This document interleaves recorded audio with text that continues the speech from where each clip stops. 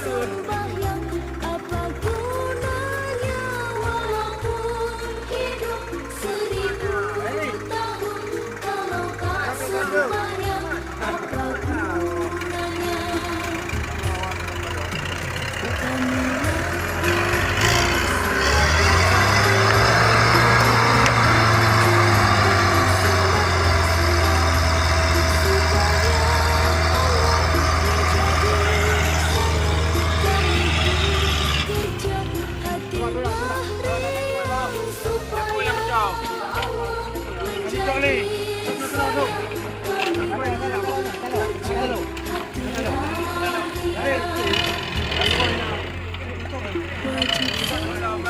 Yang bagi muslimin 5 waktu yang telah ditentukan,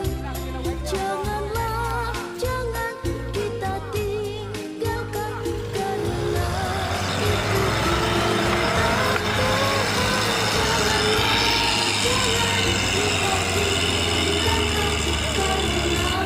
itu perintah Tuhan.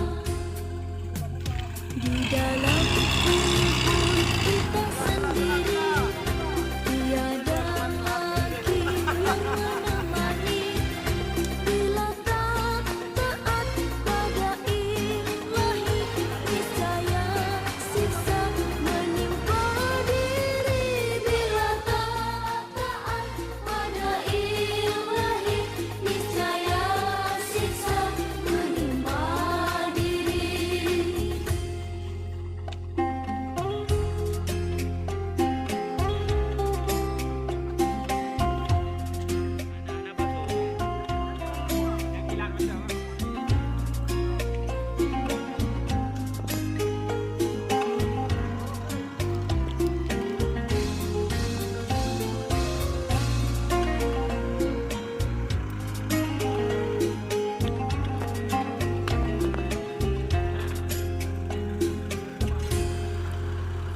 Hidup bagaikan sebatang pohon, lebat bunganya serta buahnya.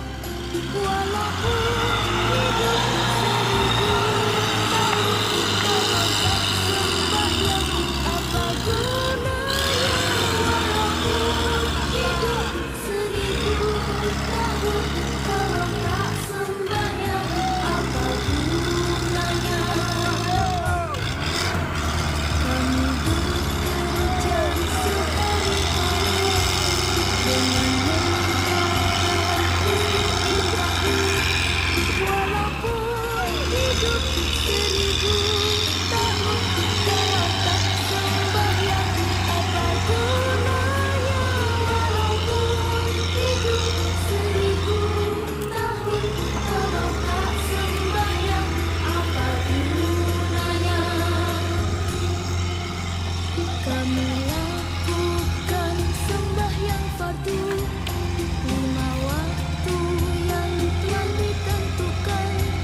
Jangan kita tinggalkan karena itu perintah Tuhan. Jangan kita tinggalkan karena itu perintah Tuhan. Di dalam